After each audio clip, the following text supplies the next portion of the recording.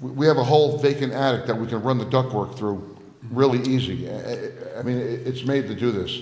And we have 6 or 7 window units. We keep, bringing them in and bringing them out, and it ruins the walls and everything else. And the other thing is the phone system. You guys, you gave me you authorized that in the budget last year. My phone, I can't hear anyone. The phone is from like the 1970s, and I can hear Angela and Diane talking on the other line, and Nick in the back. It's just, I mean, it's archaic. So I have to. I'm trying to get back going too. So it's like what was that show, Green Acres? When you Okay. Question: where is this money going to come from for heating and air? I'm going to try to get it from within my budget, and that's why I was kind of glad that you tabled it, because after this winter, Yeah. I don't know, but it's something that should be on our screen. So I really don't want to go through another summer the way I did last year, but I'm going to get prices, and I'm going to try to get it from my budget, but it might be considered a capital project. It's just something that's got to be done. I wish, Paul, I invite you, Penny, I want you to come down and see what's going on down there. It's Well, when you told me that you were heating it with space heaters, that is not a good thing. yeah. That really has me very concerned. They've been using space heaters for the last 40 years, 30 years? I think so. Wow. I think so. And the girls, Angela and Diane, are in the office. I mean, they have computers and everything else, and these girls are here with you can't hear anyone talk. It's crazy. It's crazy. And in my office, I do not have any outside windows. I was sitting there last year, I'm sweating, I'm picking up papers, they're sticking to my arms from the sweat. And just, I have a fan that I use now just to circulate the air, but it's not that I'm trying to spoil anyone, it's just, I mean, in 2015, it's just a crazy system we have down there. So, but I'll get the numbers for you. I feel your pain. I remember when I got hired for Putnam County, and my first office was at the old hospital, Mayapack Hospital. Where I was born. All right, and at the time, I don't think we had computers. All my grants were laid out and a whole bit, and then the roof leaked. And everything was, damaged. So I feel your pain. But I'm very concerned about the budget, so I'm interested in the figures. You've made a lot of good improvements down there. It's just everything costs money, and I remember what I said a few months ago. We got to prioritize. And if that's up there, fine, but something might have to wait. I know we need trucks. We're working on some other things. We're all taxpayers here. And I know with your leadership, and you will meet those challenges. But, once in a while, Eustace is going to say, Rich, we can't afford this. I'm waiting for you to form the Pothole Brigade. Ninham Road, Nichols Road. I know, I got my calls. Okay. There's a road, I know I'm getting off the subject, but there's a road North Terry Hill, the shortcut to get to Route 52.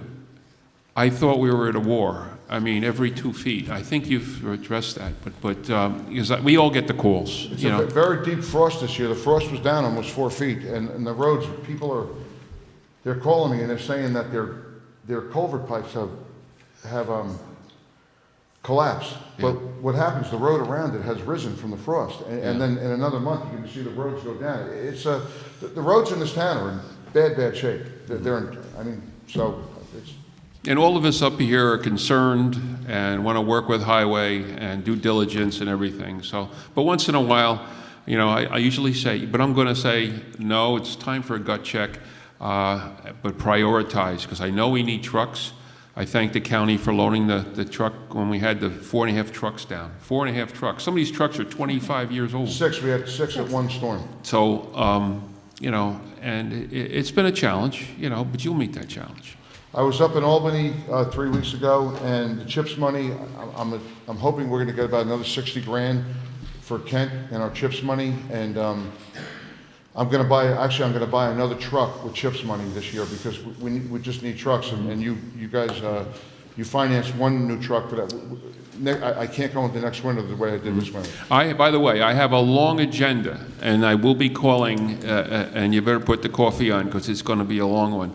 And it's from paving plans to all the different things that are going on. I've been following all the emails, and and I have been down the highway several times, but I'm coming down and knocking on your door, make an appointment. We're doing a good job down there, and I want to say I'm not grateful because you guys have supported me, and I know I get pushy. I can't help myself, but you guys, we're going to get the new salt shed. I had the engineer down there today. We're going to start that construction pretty soon. Tonight, hopefully, you'll advertise for bids. But you have been good to me, and I know I can be a jackass, and No. But pothole Anyway. brigade, the potholes. We're getting on it. Richie, about potholes. The guys were in on Smalley Corners Road. They filled in the really, really, really bad ones.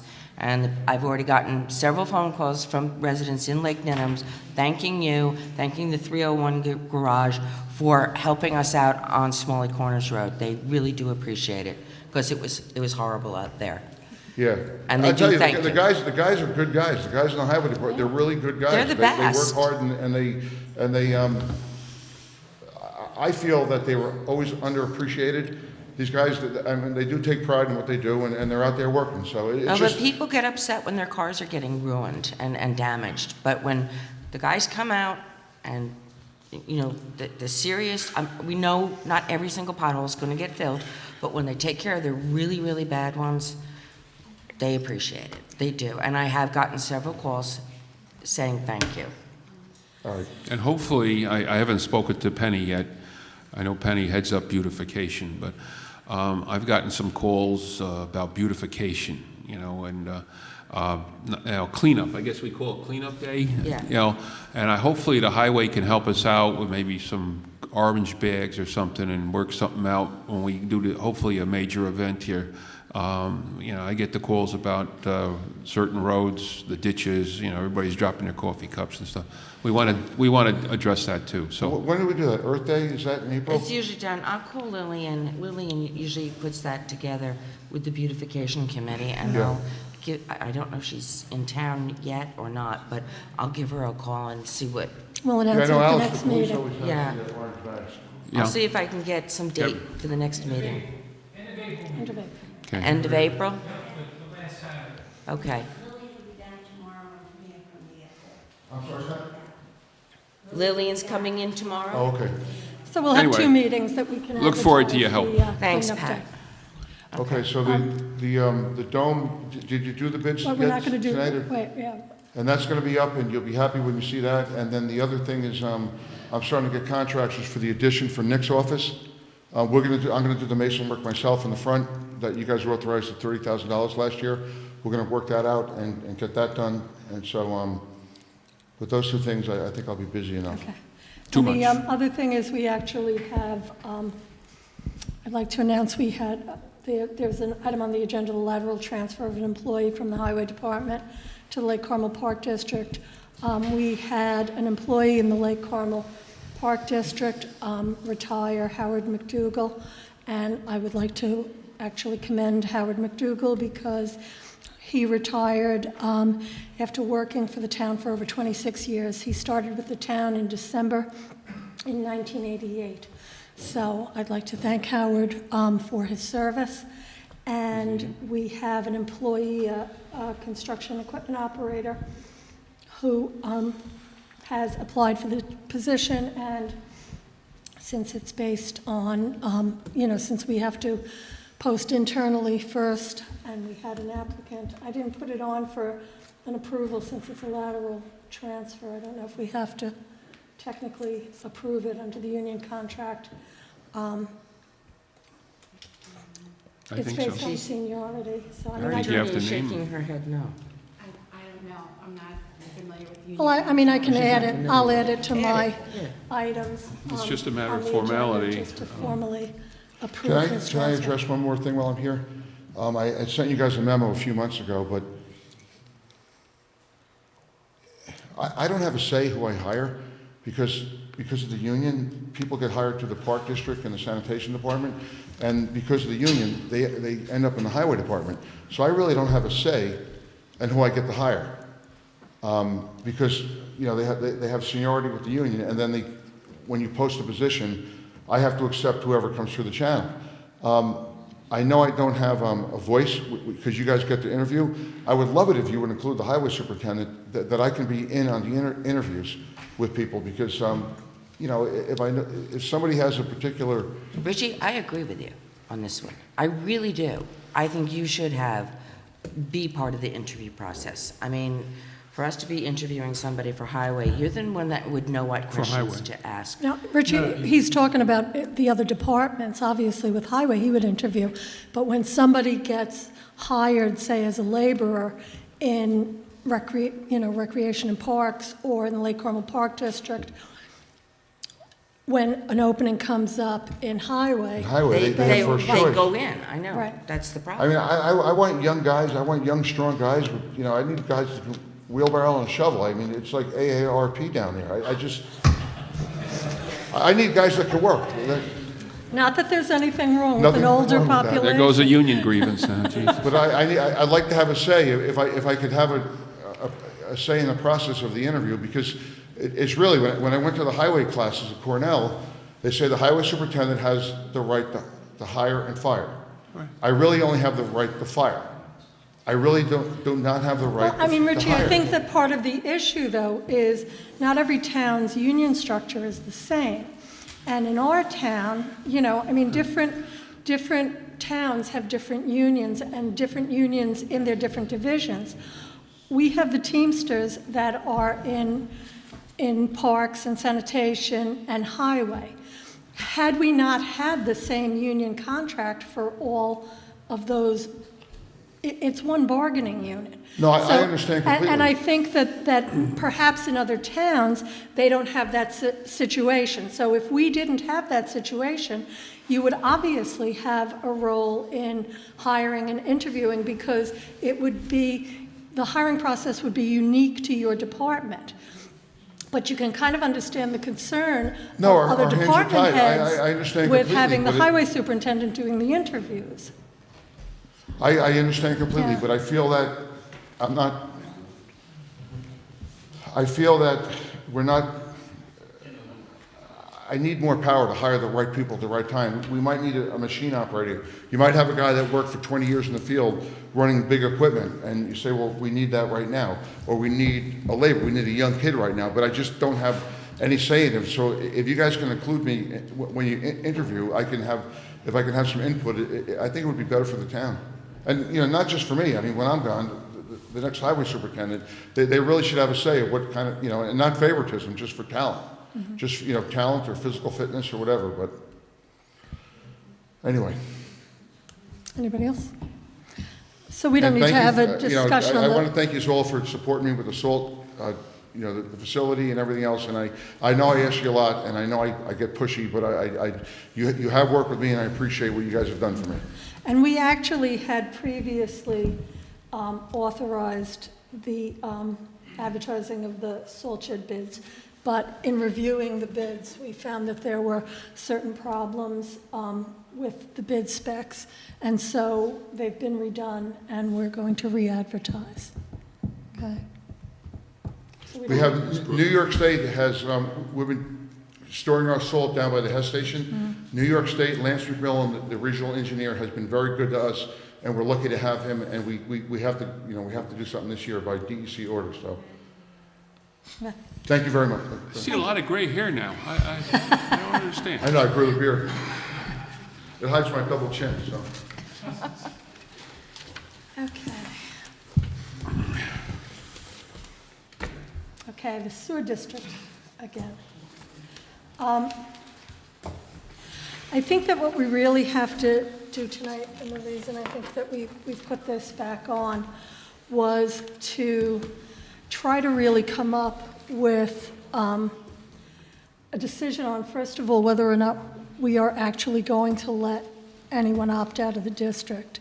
And if so, what the criteria for that opting out would be. We've had a number, and I sent around an email actually with a commercial establishment now asking to also opt out. Everyone should have gotten that email. And just to kind of quickly summarize, there are 41 properties at this stage in the district. Well, 42 if you include Kent-owned properties. 19 have not submitted anything. We're waiting approval on 8 permits. And there were 5 exemption requests at the time this form was completed, but now there's an additional. So there's 6 exemption requests. We have 13 completed hookups. The problem becomes, this is so multi-layered that it's unfortunate that when the original plan wasn't put together, these issues weren't kind of dealt with and knocked out. There are a number of single-family properties. There's 1 multi-occupancy and 2 apartment complexes in the district as currently set up. We don't, all of these properties, however, residential or not, are zoned commercial.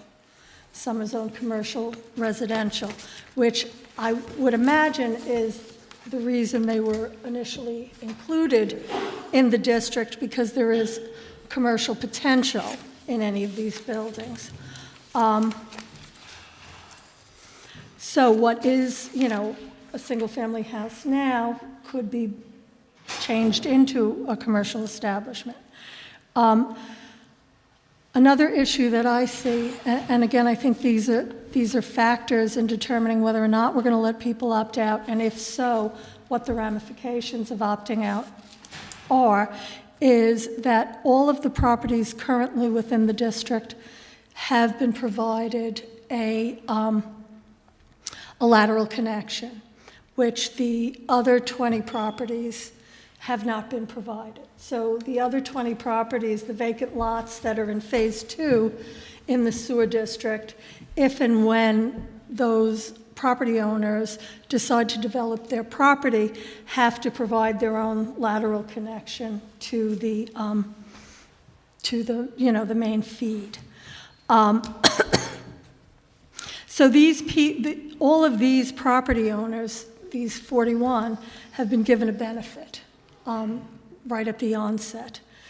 Another question that was, pointed out, and I think everybody kind of got this email, is that when the original, map plan and report was done, and these were the properties that were in the district, the concept was that this was going to provide water quality benefits to the district, to the town, and that the funding was kind of based on this map plan and report and these properties. So that the question then becomes, if we allow properties to opt out, and I raise this not because this is, maybe my opinion, but just that it might be something for us to consider, does it undermine the water quality benefits that were foreseen by mapping these properties in the district? And if we decide to let any properties opt out, then do we is there a fee involved because these properties have been given a benefit that once they sell, if the next owners of this property decide they want to develop commercial, they already have a lateral connection, which these undeveloped properties don't.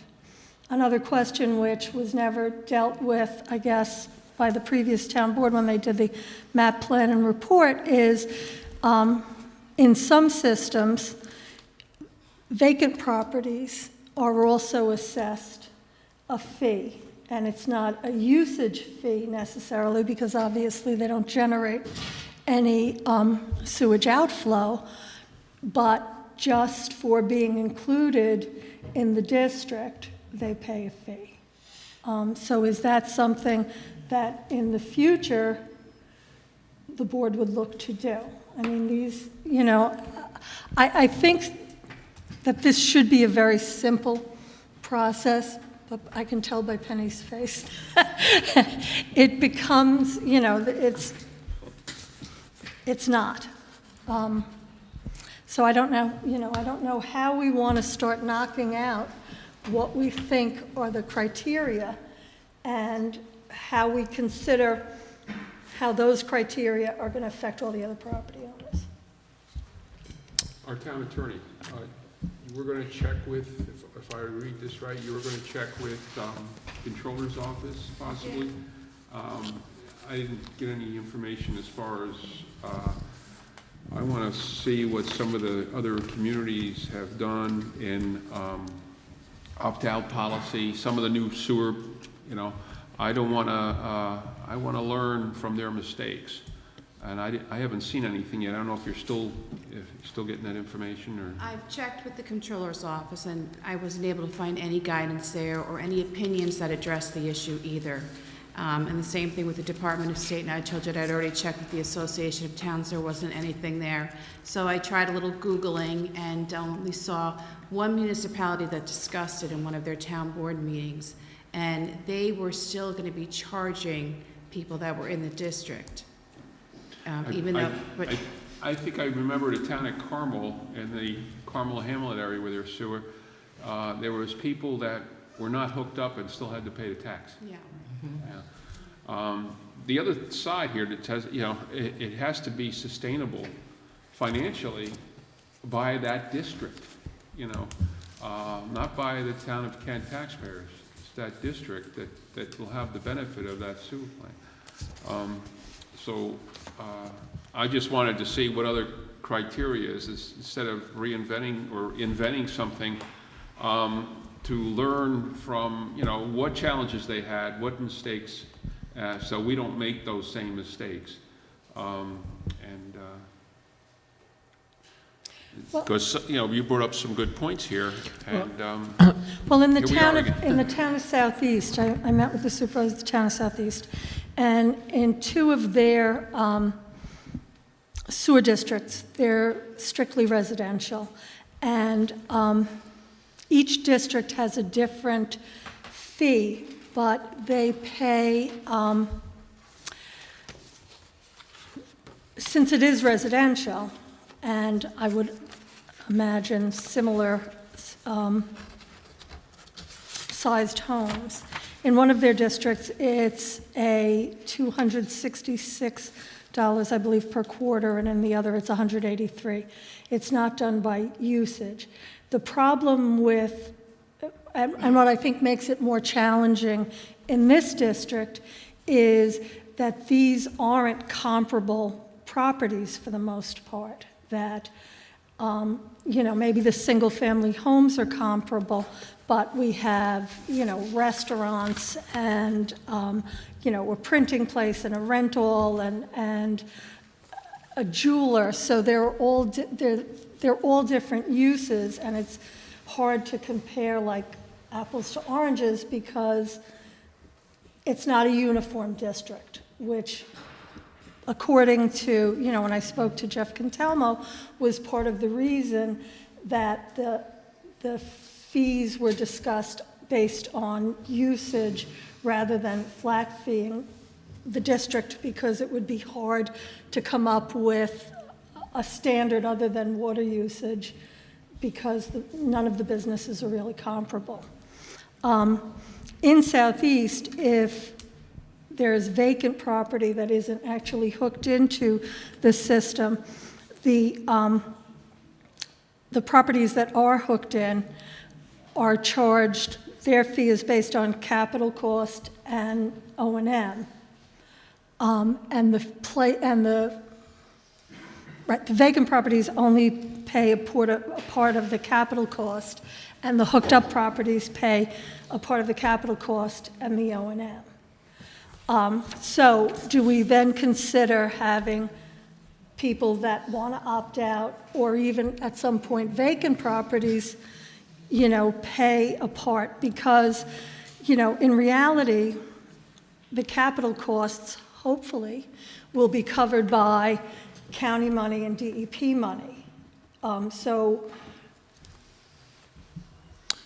the people that got hooked up got the benefit of that capital cost, but do we spread part of that capital cost? I mean, it just, Well, I mean, the first question I have for the town attorney is, do we know for sure that if we let, for example, a single-family home who's taking in a very small percentage of flow, if we let them out of the district, does that affect the funding that we already have received or are in the process of receiving from New York City? I reviewed the funding agreements and I didn't find anything in there that would trigger some sort of a negative A effect clawback on or the funding. anything? I'm under the idea that we need to just have these cases come before us, have the facts in front of us, and make a reasonable decision. I mean, part of the problem here is that the sewer district encompassed some single-family homes that were constructed and people moved into well before a sewer district was even contemplated, and they have a septic system and they go about their business, and all of a sudden somebody else decides, oh no, you have to be on a sewer system, and now you're going to pay $1,500 a year. I don't pay $1,500 a year for my sewer because I have a septic, like 98% of everybody else in the town of Kent.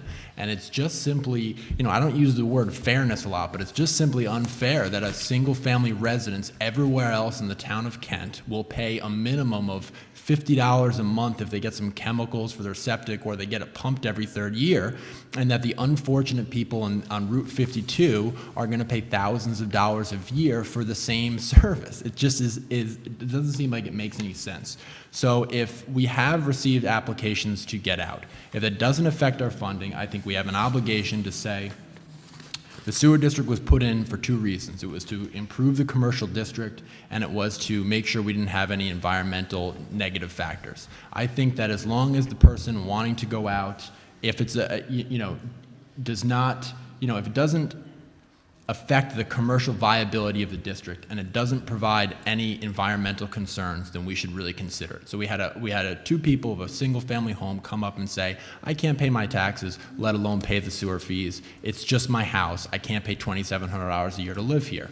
I think that probably based on those facts, they should be exempted. I mean, whether that single-family home is in the commercial district or not does not affect the commercial district's viability. In fact, it allows for us to allocate that flow to vacant parcels so that newer construction can actually have a bigger flow. And the other thing is that they have a working septic system. I don't see any environmental harm by having a single-family home with a working septic system be opted out. So in that case, without officially voting on it, I would vote, yeah, they should be exempted. I think we need to be careful with exempting commercial property, and the reason is because the purpose of the district is for commercial property. And if you exempt commercial property, then you're going to really run into a problem. And the idea that we can't exempt people because it's going to affect other people in the district taxes, well, if everybody decides we're not going to pay because we can't afford it, that's also going to affect our tax. I mean, there's nothing we can do to make, for example, those two individuals pay when they don't have any money to pay and they don't want to be in the sewer district. So, it's... well, let me say, Paul, and I think I've pretty much made this clear every time the sewer district comes up. I was totally opposed to the sewer district. I thought that this was going to be too expensive. I didn't understand how, the town was telling people how inexpensive this was going to be, and then why were so many people shocked when they got their bills. If it had been up to me, had I been the supervisor when this sewer district was conceived, I certainly would have voted no. And, but, it's kind of what we're stuck with at this point. And although I absolutely have sympathy for people who are in the sewer district, who are residential people in the sewer district, who are having problems with finances and their taxes, and absolutely agree in principle that if they have working septics, should not be forced to join the sewer district. I wish we never had a sewer district and we wouldn't be dealing with any of these issues. If we let people out because they ask to be let out, what happens to the allotment? Because we still have, the budget is the budget. So how then do we absorb the costs of letting, people out who were going to be paying $1,000 or $1,200. Who absorbs those costs? Because we can't, the town can't absorb this is a district. So then we either have to make the decision that we're going to increase everyone else's levy that remains in the district. We're going to charge people who have been given a lateral connection some kind of fee, at least for the lateral connection, because if they ever do decide, they can opt back in because they were given a benefit. Or do we charge a nominal fee to vacant properties that take some of the burden off the people in the district, so because they have the option of developing and getting into the district? And I think we can't just say, well, we'll let people out, because we have to figure out how this district is going to pay for these fees. So while I would love to let everybody that comes in here out of the district, I think we have to resolve those other issues first. There's one other issue. The one-family home, the definition. I think we need to somehow, and I don't know if I'll pick on Bill Walters, but I don't know if you call it an audit, but there's some homes in Lake Carmel in that district, I believe, that might have 2 or 3 apartments. And they're not under the multi-apartment, because if you quote the way you quoted it before, there wasn't that many there. And I think we need to look at that because if it's more than one family in a home, it should have another category. But I think we need to look at this very carefully, because I'm concerned about the budget. And again, I go back to DEP and the county are funders in this. Is there any small print that mandates or states X, Y, and Z? Bob Ravallo from DEP, I know you speak to him a lot, Maureen. But is there any little fine print, if we come up with something and then all of a sudden the Godfather down in New York City, the big brother, I guess we could call him, says you can't do it. Wait a minute, you have a problem with this. I want to make sure if we draft something that we bounce it off the funders, the ones that were paying for this, to make sure. And I don't know what our legal, but I know when I wrote grants and different things, there's this little fine print down here, and one thing was called the maintenance of effort, and something, and you got to be very careful, when programs are cut or things are changed. I don't know where DEP and the county is in this with the agreement. Part of the issue is, when this whole sewer district was conceived, it was supposed to be a $6 million project paid with, $3.1 million from DEP and $2.9 million from the county. The problem is that DEP had always maintained, the way this actually came to be was Frangel Realty had a failing wastewater treatment plant, which they were going to get DEP money to restore. And the town of Kent said, well, we'll build a sewer district and we'll take some of your money and you can use some of that, whatever you need to hook Frangel in, and we'll take some of that money and we'll hook into the Kent Manor wastewater treatment plant. And the town always said it was $3.1 million. I went to meetings and the town said, oh, it was $3.1 million. DEP said $3.1 million. Well, I've been in talks with DEP since the summer, basically, when our portion of the wastewater treatment plant, the transport system, for lack of a better word, was completed, and trying to get our money, because obviously we have bills to pay for the work that was done on behalf of the town of Kent.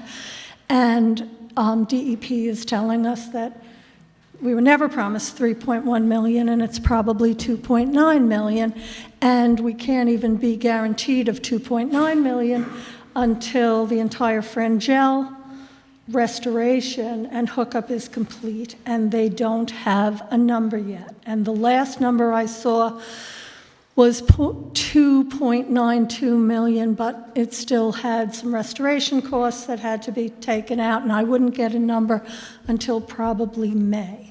And our bills can't wait until May, and they can't pay out. I said, well, just give us a couple million, we know you're going to owe us. And they said, well, no, we can't do it that way. That's not the way. And that the town always knew this would happen. Well, every meeting I went to, the town didn't know that, because I was told it was a $6 million totally paid-for project, which, might be another problem for us down the road if we fall short. I do believe the original amount from the DEP was a 3.1. I'd have to go back and... Not according to the term sheet. The term sheet, right, is Not that... according to what? I'm sorry. I The didn't- term sheet was that the Frangel project was completed, and the town would get whatever money was left from that. Now, there may have been an estimate that it was 0.9 million, but it was never a guaranteed number. I'd have to look at that. I'm not going to comment on that without knowing for sure. But one of the things that we did change the original plan, and the original plan called for the ability of the sewage treatment plant to take in private haulers until the until the entire district was developed and we needed the entire flow that was allotted to the Route 52. But to help defray with the cost, we were going to allow private haulers to come in to the sewage treatment Right, but plant. that was never And for that the- was part of the original plan. Right, but that was never for the capital costs. That would have been for operation and maintenance. That was never part of the capital costs, because the total capital cost was to be paid for with funding from DEP and the county. And I went to pretty much every meeting, and I've, read it. And that's the cost to the town of Kent to build the conveyance system and to buy our share of flow into the wastewater treatment plant was never to be paid for with wastewater treated. It was always to be paid with funds that were coming to the town through the county and through DEP. So taking out that we can have haulers come in and dump their waste has no effect on the capital part of this. Well, I don't know if you want, I don't know if people are here because of the sewer district, but I don't know if you want to open the floor to let whoever's here in the sewer district, come up and have a say, okay, so maybe form a line or just do it in front row to back or something like that. Anybody who has a comment on the sewer district, head on up. It's one of those meetings. Come do this.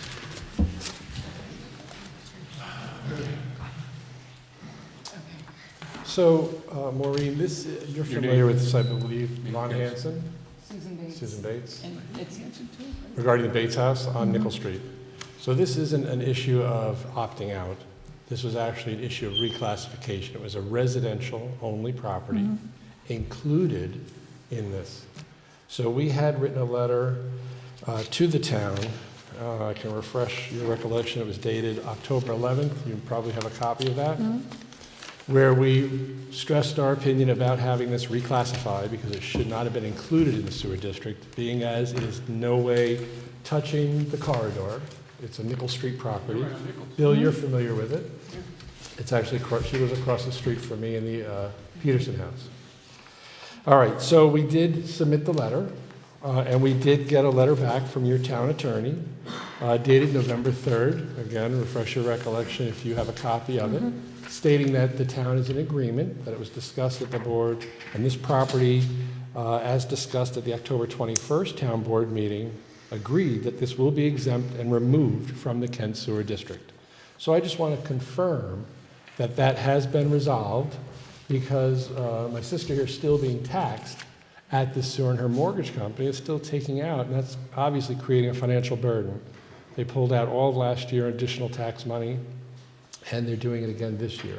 No, just this year they paid it, and then my mortgage has gone up as a result of it. So I guess what we're looking for here is, one, how do I get this reflected on her mortgage? I need a statement showing the revised tax amount. Plus, then the town would owe her a refund for what they collected last year inadvertently.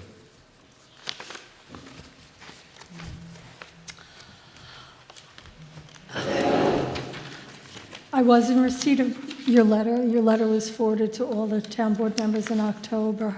I have to say, and I haven't spoken to Mr. Curtis about this letter, but I checked the minutes of the town board meeting on October 21st, and there was no vote to exclude your property. The minutes of town board meetings don't include the workshop portion. Correct. So this could have been discussed in your workshop? So I went back to the workshop, I went back to the DVD and watched the portion of the October 21st meeting with regards to the sewer district.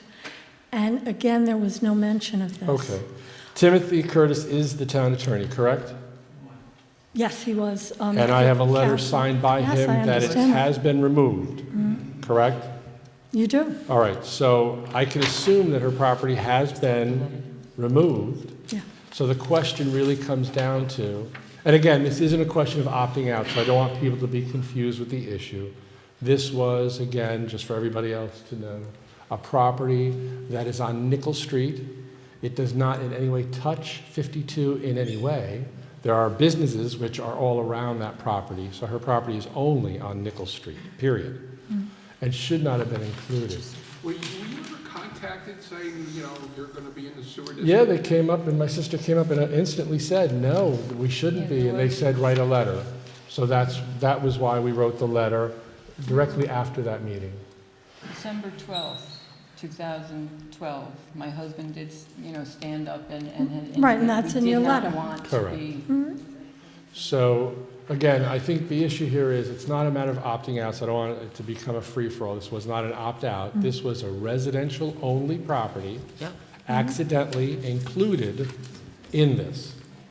And the town agreed and rectified that, and that's fine, but now what we need is, obviously, I need the tax bill corrected so that her mortgage company doesn't take out an extra They $900. did already. Well, for next year, though. They already took out for last year How $942. about your house? My house has never been because it's Nickel Street. Nickel Street's I not know, but included. you said you were in that too? No, I'm not in it. It's just, Just my sister across the street. I indicated that in the letter. So it's $942 that would be owed from last year, and of course, I need something to state to her mortgage company that it's removed, so they'll lower that payment. I mean, I think what you would need is a letter, but we would probably have to pass a resolution. I'm so sick and tired of the sewer district, Yeah. and I've only been here for so Hallelujah. long. I'll write the, I can't write the letter, but I'm Right. going to vote for it because this is such a disaster, and I'm tired. I'm simply tired of people from New York City and from this realty company and this county person, that came in and put together this whole cluster. You know what? And then has dropped it right on our desks and the desks of our town residents. You can go back and you can look at town board minutes where a certain county official, advised this town board to not settle or not allow this Kent Manor to go forward, which is, and I know this is not your problem. It's just been bad government decision after government decision, which hopefully, helps my case of limited government is probably the best way to go. And I'm so up to here with the sewer district because it's negatively affecting so many businesses and residents in this town. And the next time somebody tells you the grant money is going to pay for something, it's never a guarantee. And what it does is it wastes our time and your time and tons of time because it's never an easy process. And, I haven't looked at that letter from Tim Curtis from October. If it was our town attorney's decision who was in on it that says that it was a mistake, then I will sign off on it's a mistake. I can't I speak would for sign Mother off. nor board. Thank you. Yeah. So I can get agreement that this will be cared for and from the board, Maureen? We're going to have to have a Bill, resolution We're gonna have to probably have a drafted, resolution for it, I believe. and we can vote on it next Next meeting. meeting. Need to have the next meeting. Okay. We'll ask for it to put on agenda. I can't guarantee it So pass. We should have a board should member be at the who, next meeting then I'm as well? sorry, I can't hear you. Well, I have to say, I think that this property clearly shouldn't have been It shouldn't have been. included. Shouldn't have been in. It shouldn't have been. And I almost understand places on 52, just because that's supposed to be the, commercial, God bless us. It's interesting, your houses, and how come they didn't go to the Hellies and the Larkins? And my house, or my mother's house, we all lived Mom's there. house, yeah. Because you were very special, and we wanted to. We've always told her that. We've always told her that. so the best we can do is have it put on the agenda. There'll be a resolution drafted. The board will have to take a vote. One board member is currently